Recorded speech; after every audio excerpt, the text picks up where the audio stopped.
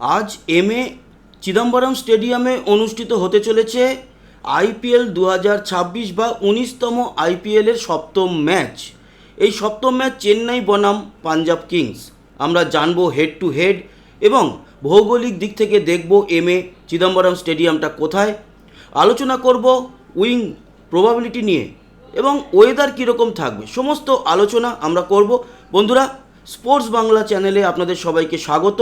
যদি এখনও পর্যন্ত এই চ্যানেলটিকে আপনারা সাবস্ক্রাইব না করে থাকেন তাহলে অবশ্যই সাবস্ক্রাইব করে আমাদের সঙ্গে জুড়ে থাকুন।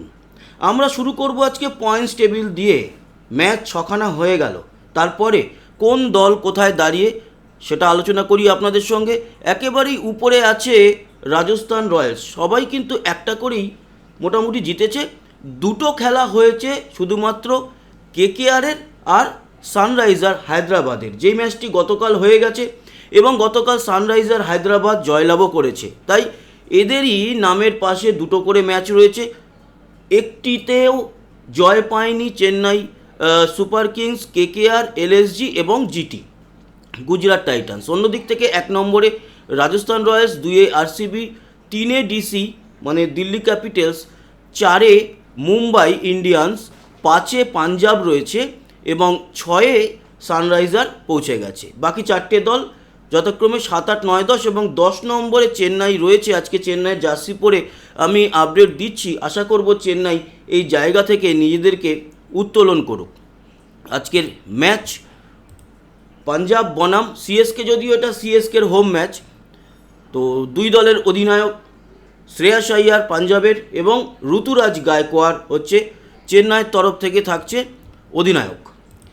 এখনও পর্যন্ত যতগুলো ম্যাচ হয়েছে তার হেড টু হেড কী বলছে সেটা নিয়ে আলোচনা করি। হেড টু হেড বলছে 32খানা ম্যাচ হয়েছে এই দুই দলের মধ্যে। 16টাতে জয়লাভ করেছে সিএসকে এবং 16টাতে পাঞ্জাব কিংস। তার মানে একেবারেই কিন্তু ব্যালেন্স দেখতে পাচ্ছি, যে কেউ জিততে পারে। কিন্তু আপনাদেরকে জানিয়ে রাখি, এর আগে মানে লাস্ট যে আইপিএলের 8খানা ম্যাচ হয়েছে গত সিএসকের মধ্যে পাঞ্জাব কিংসের, তার মধ্যে 8টাতেই জয়লাভ করেছে পাঞ্জাব কিংস। চেন্নাই অনেকটা পিছিয়ে আছে সাময়িক পারফরমেন্সের দিক থেকে। আসবো এই এমএ চিদম্বরম স্টেডিয়ামের রেকর্ড কী, তবে তার আগে আমরা একটু ভৌগোলিক অবস্থানে চলে যাই। আপনাদের দেখিয়ে দিই ঠিক কোন জায়গায় এই এমএ চিদম্বরম স্টেডিয়ামটির অবস্থান।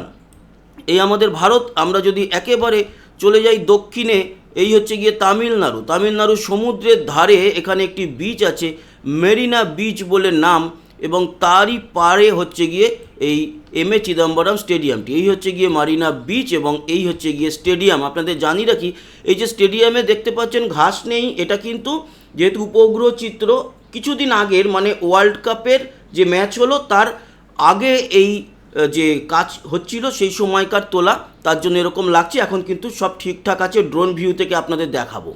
এবং জানিয়ে রাখি, এই মাঠের দর্শক আসন সংখ্যা আগে ছিল 38,000, এখন এই কাজের পর বেড়ে দাঁড়িয়েছে 50,000-এ।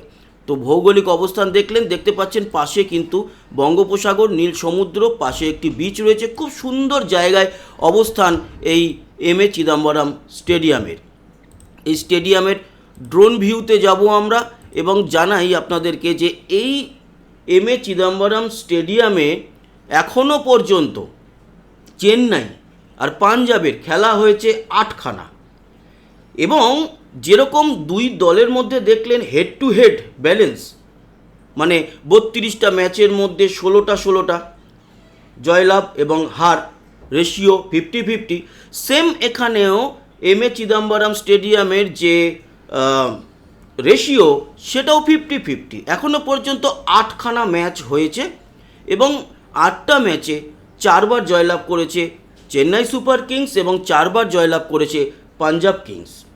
কিন্তু একদিকে পাল্লা ভারী পাঞ্জাবের। শেষ 8খানা ম্যাচে পাঞ্জাব কিন্তু 8টাতেই জয়লাভ করেছে, তার জন্য খানিকটা পাল্লা পাঞ্জাবের ভারী। অনেকের প্রশ্ন, আজকে কি এমএস ধোনি খেলবে? জানিয়ে রাখি না, এমএস ধোনি খেলবে না। এমএস ধোনি আপাতত রুলড আউট আছে, পরে হয়তো এমএস ধোনি খেলবে। কেমন হতে চলেছে প্রবাবেল 11 আপনাদের জানাই। এই হচ্ছে মোটামুটি দল। ঋতুরাজ গায়কোয়াড় অধিনায়ক, সঞ্জু স্যামসন থাকছে উইকেট কিপার হিসেবে, থাকছে জুনিয়র আয়ুষ মাত্রে, আন্ডার 19-এ সদ্য ওয়ার্ল্ড কাপ জিতে এসছে, বৈভবও সেই দলে ছিল।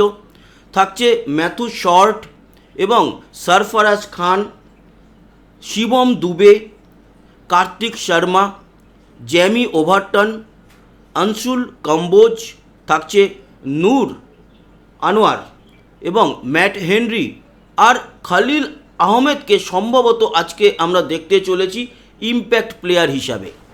কেমন হবে পাঞ্জাবের প্রবাবেল 11 সেটাও আপনাদের জানাই। এই হচ্ছে পাঞ্জাবের প্রবাবেল 11। প্রিয়াংশ আরিয়া, প্রভসিমরান সিং, শ্রেয়াস আইয়ার অধিনায়ক এবং প্রভসিমরান হচ্ছে উইকেট কিপার। কুপার কনলি আগের দিন কিন্তু অসাধারণ খেলেছে।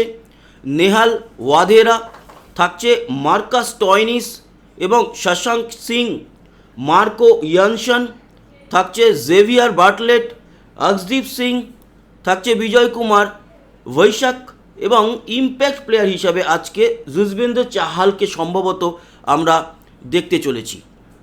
এই মাঠে আজকে ওয়েদার কীরকম থাকবে সেটা নিয়ে আলোচনা করব আপনাদের সঙ্গে।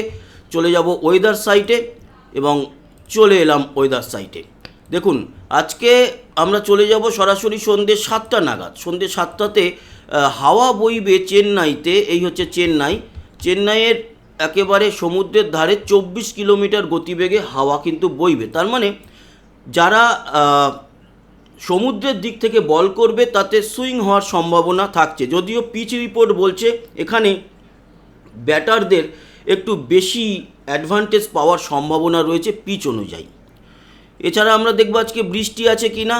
সন্ধ্যে 6টা-7টা থেকে যদি রাত অবধি দেখি না, বৃষ্টির সম্ভাবনা নেই। আরও ডিটেলে দেখব বৃষ্টির পরিমাণ। আজকে যদি আমরা বিকেল বা সন্ধ্যে 6টা থেকে কাল শনিবার সকাল 6টা অবধি দেখি তাহলে কিন্তু চেন্নাইয়ের আকাশ একেবারে পরিষ্কার থাকবে, কোনো বৃষ্টির সম্ভাবনা নেই। তাপমাত্রা কীরকম থাকবে, সন্ধ্যেবেলায় যখন খেলা শুরু হবে তখন চেন্নাইয়ের তাপমাত্রা থাকবে 29 ডিগ্রির মতো, একদম মাঠ যেই জায়গায় অবস্থিত সেখানে। আর যখন খেলা শেষ হবে রাতের দিকে তখন হয়ে যাবে 27। খুব বেশি ফারাক থাকছে না।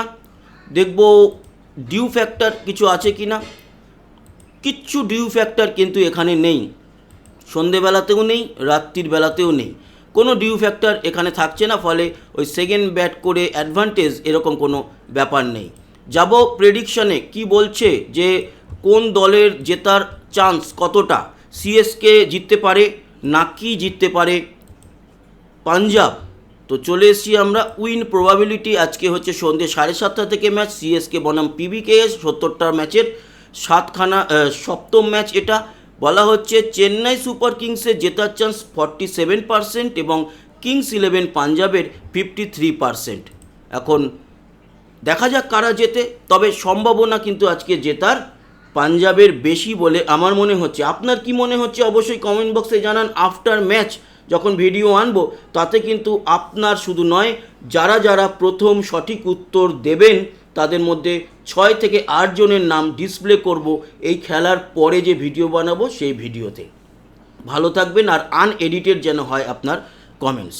ভালো থাকবেন, সুস্থ থাকবেন, সাবস্ক্রাইব করে সঙ্গে থাকবেন। আবার দেখা হচ্ছে, ততক্ষণের মতো টাটা।